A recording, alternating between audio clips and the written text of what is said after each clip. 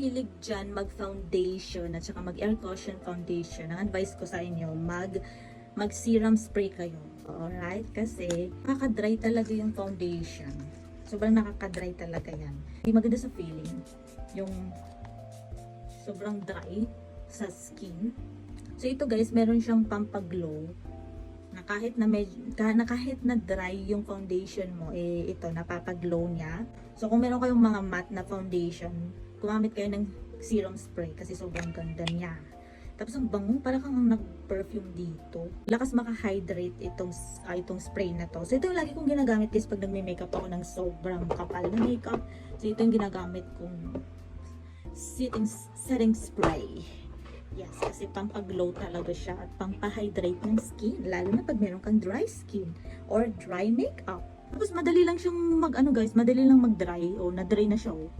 Madali lang yung mag-dry. May mga nagamit akong mga setting spray na ang hirap mag-dry. Like as in, ang tagal niyang mag-dry. Kailangan mo pa ng electric fan para lang mag-dry siya ng maaga. Pero ito, nag-dry na siya agad.